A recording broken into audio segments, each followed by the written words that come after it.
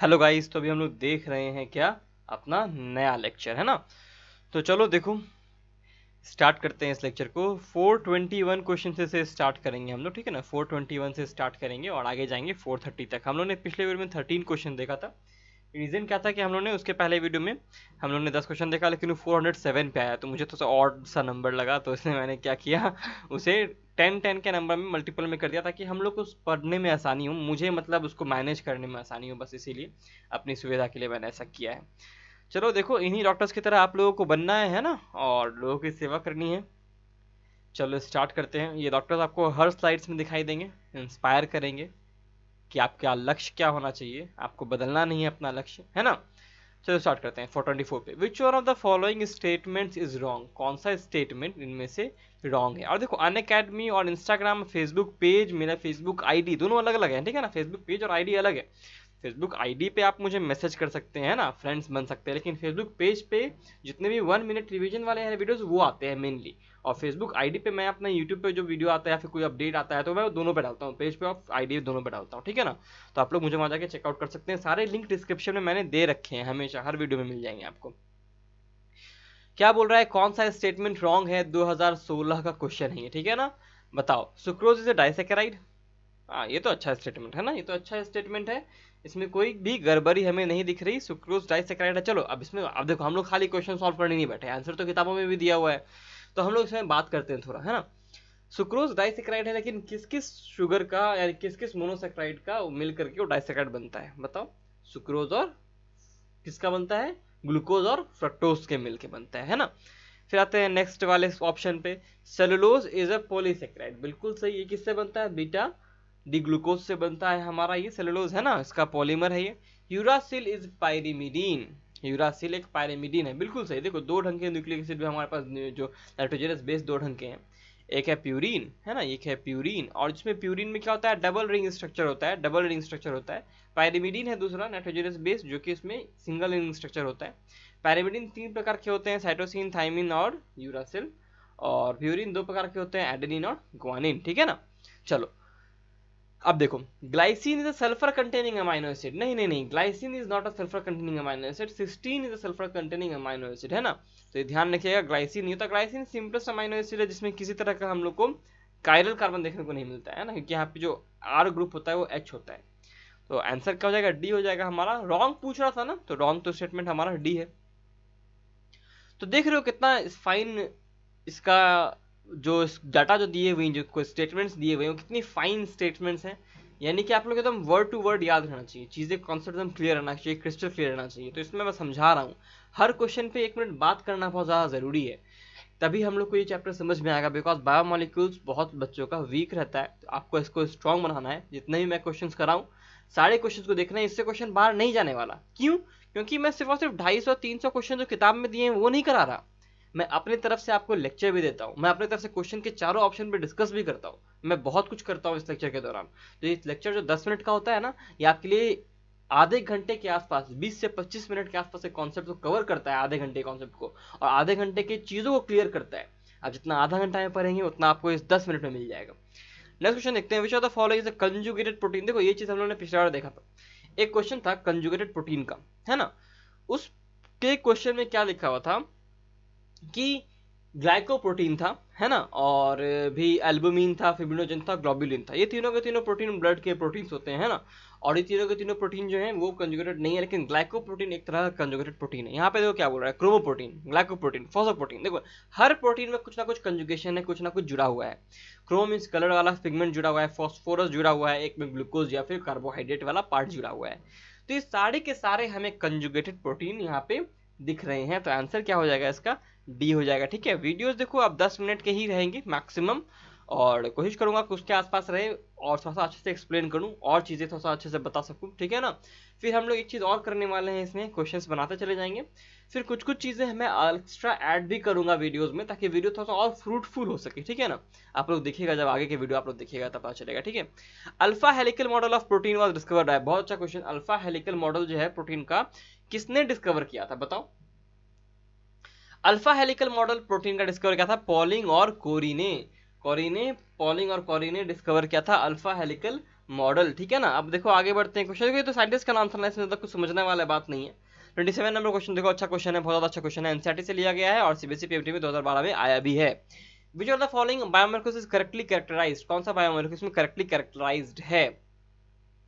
देखो, lecithin a phosphorylated glyceride found in cell membrane, ये statement बिल्कुल सही है और हम लोग को करेक्टली ही जानना था, लेकिन सिर्फ और सिर्फ इसी स्टेटमेंट को पढ़ के हम लोग क्वेश्चन को आगे नहीं बढ़ेंगे, हम लोग सारे ऑप्शन पढ़ेंगे, क्योंकि हो सकता है कि इन सारे ऑप्शन से अगला साल में, आने वाले सालों में क्वेश्चन देखने को मिले, 20 में, 21 में, 22 में, ऐसे करके आने वाले साल में सब क्वेश्चन देखने को मिल सकता है। बिकॉज ये जो क्वेश्चन का जो मैं सीरीज बना रहा हूँ, ये आने वाले हर साल के बच्चों के लिए है ना, ये क्वेश्चन तो नहीं बदलने वाले, क्वेश्चन तो वही रहने वाले हैं। और क्वेश्चन क्यों नहीं बदलते, कॉन्सेप्ट्स तो वही है ना, प्रोटीन थोड़े अब ग्लूकोज से बन रहेगा, प्रोटीन तो अमाइनो एसिड से ही बनेगा, है ना, राइबोसोम ही बनाएगा उसे, उसी ढंग से। आते हैं नीचे से, आते हैं alanine amino acid contains an amino group and an acidic group wherever anywhere in the molecule, नहीं नहीं ऐसा नहीं होता, एलेनिन में ऐसा नहीं होता है, ओके, ध्यान रखना है इस चीज को। दूसरा चीज आते हैं एडेनाइलिक एसिड, यहाँ पे एसिडिक ग्रुप नहीं होता है, चीज ध्यान रखना है, ठीक है। एडेनाइलिक एसिड, एक चीज समझो यहाँ पे, ये क्वेश्चन में स्टेटमेंट क्या रहा है, देखो कोई भी अमाइनो एसिड होता है, उसको समझ लेते हैं। देखो कोई भी अमाइनो एसिड होता है तो उसमें तो एक ग्रुप तो COOH वाला रहता ही है ना। इसको मैं ऐसे बनाता हूँ, देखो ये C है, इस तरफ होता है हमारे पास C टर्मिनल, है ना, इस तरफ होता है C टर्मिनल, इस तरफ होता है हमारे पास NH2N टर्मिनल होता है ना, और ये होता है R ग्रुप, और इधर होता है हमारे पास H। तो देखो हर अमाइनो एसिड के पास ये अल्फा कंजुगेटेड अमाइनो एसिड होता है, हमारा जितना भी अल्फा अमाइनो एसिड होते हैं ना, वही बनाते हैं प्रोटीन्स को, बीटा वाले नहीं बनाते। तो हम लोग इससे नापते हैं, ये कार्बन है इसमें, ये अल्फा कार्बन, ये है अल्फा पे देखो बेस अमाइनो एसिड लगा हुआ है ना, उसी ढंग से अमाइनो ग्रुप लगा हुआ है, एसिड नहीं अमाइनो ग्रुप लगा हुआ है। तो यहाँ पर दिख रहा है हमें कि अल्फा कंजुगेटेड प्रोटीन हमें दिख रही है, यहाँ पे अमाइनो एसिड दिख रहा है, और इसी चीज को हम लोग यूज करते हैं प्रोटीन्स बनाने में। और ये R ग्रुप है जो कि चेंज होता रहेगा हर amino acid to amino acid. अब क्वेश्चन में देखो क्या कहा कि एलेनिन क्या है कि contains an amino group and an acidic group anywhere in the molecule, कहीं भी करेगा वो उस चीज को, अमाइनो मतलब कि यहाँ पे 2 कार्बन लगा देता हूँ मैं, 3 कार्बन, तो यहाँ पे COH हो जाएगा और इस तरफ NH2 हो जाएगा, तो ये ग्रुप और एक और कार्बन लगा दो तो फिर अजीब हो जाएगा ना, यहाँ एक और, यहाँ पे NH2 लग जाएगा, तो ऐसा कुछ ग्रुप हो जाएगा हमारे पास। यहाँ पे COH है और 3 कार्बन के बाद NH2 है, तो ऐसा ग्रुप अमाइनो एसिड नहीं बनाता। आते हैं एडेनाइलिक एसिड पे, adenosine with glucose phosphate molecule.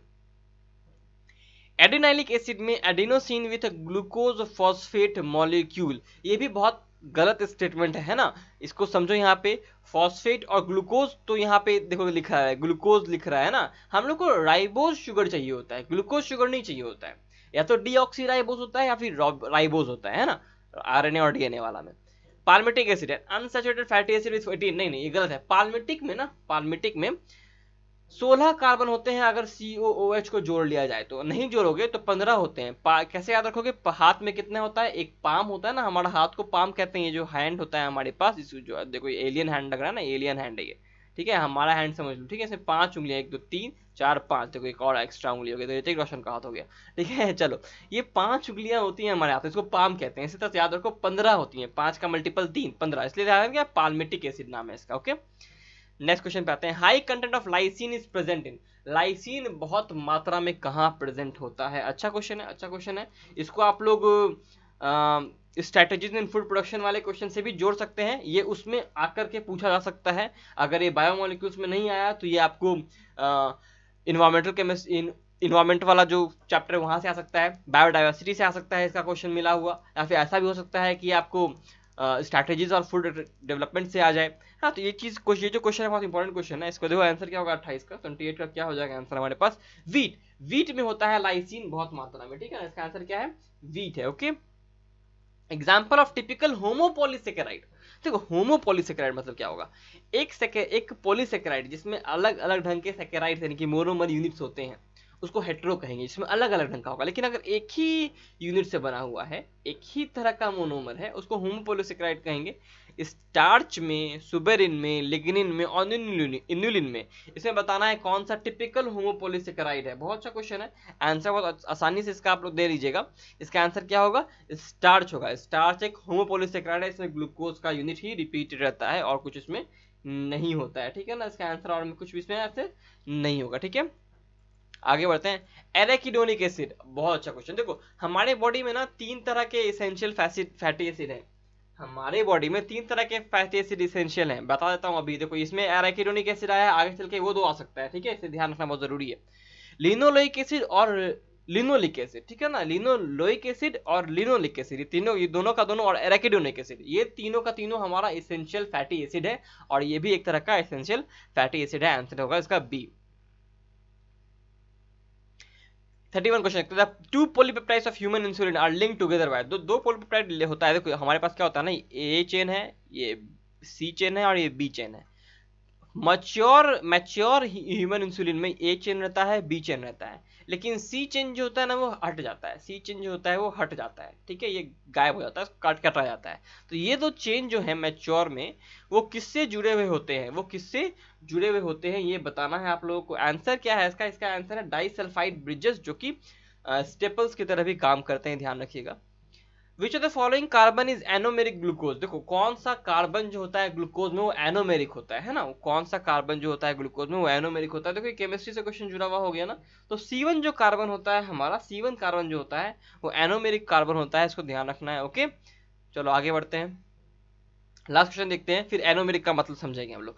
During strenuous exercise glucose is converted into, glucose जब हम लोग बहुत ज्यादा एक्सरसाइज करते हैं तो ग्लूकोज कहाँ कन्वर्ट होता है? देखो ये जो हम लोग को बायोमोलिक्यूल में क्वेश्चन दे दिया, लेकिन ये क्वेश्चन तो रेस्पिरेशन का भी हो सकता है, ये क्वेश्चन मसलन मूवमेंट का भी हो सकता है, तो ये क्वेश्चन आपको कई सारे चैप्टर्स को एक्सप्लोर करने का मौका दे रहा है। तो क्वेश्चनर जो होता है, जो एग्जामिनर होता है, एग्जामिनर होता है, वो ऐसे क्वेश्चन बहुत पसंद करता है जो कि बहुत सारे चैप्टर्स को कवर अप कर ले। तो कोई भी इंसान ये नहीं बोल पाएगा कि आपने इस चैप्टर से क्वेश्चन सेट नहीं किया था, वो कम क्वेश्चंस में देख करके वो कई चैप्टर्स को टारगेट कर सकता है। तो आंसर क्या हो जाएगा इसका? लैक्टिक एसिड हो जाएगा। स्ट्रेनियस एक्सरसाइज के दौरान हमें लैक्टिक एसिड हमारे बॉडी में ग्लूकोज कन्वर्ट हो जाता है, ठीक है ना।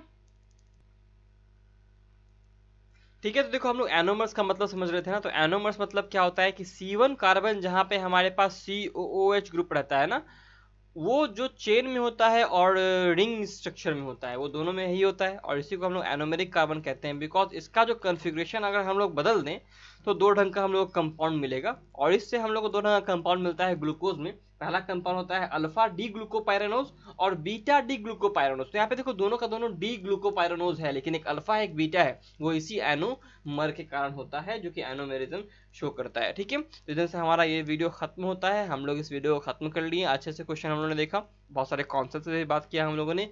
अभी तक हम लोग अगले वीडियो में मिलेंगे। Till then take care and study smart, work hard guys, and always stay healthy. Good.